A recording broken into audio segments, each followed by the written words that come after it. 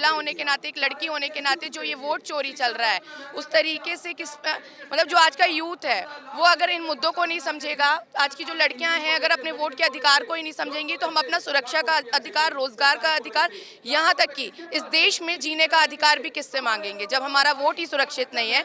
Vote केवल हमारे लिए एक 5 साल में जाके बटन दबा देना नहीं है।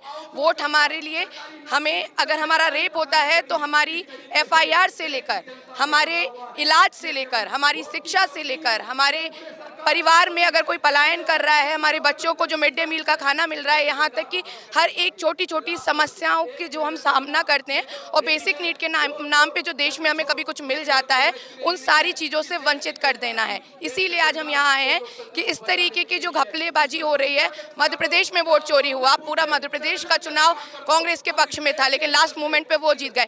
बिहार में आप देख सकते हैं कि नीतीश कुमार की सरकार पहली ना आके बीजेपी की सरकार आ गई जिसका कोई ज़मीनी बेस नहीं है। हम वो लड़कियां हैं जो ज़मीन पे काम करते हैं और हम देख रहे हैं कि बीजेपी का बेस ही नहीं है लेकिन फिर भी वो फर्स्ट। तो बिहार में, मैं भी बिहार में 4 महीने था, ऐसा नहीं है कि 200 पार NDA गठबंधन वोट चोरी करके कर गया। लेकिन आप देखिए ना, बीजेपी इतना ज्यादा सक्षम रूप पे बिहार की जमीन पे काम नहीं कर रहा था कि फर्स्ट पोजीशन 10-10 हजार महिलाओं को दिया, बहुत सारी संहिता का तो कोई मतलब ही नहीं है इस देश में। चोरी ना हुई होती तो क्या ऐसा संभव है कि 7 कैंडिडेट जीतेंगे और सातों के 1-1 लाख 1-1 लाख 1-1 लाख वोट आएंगे?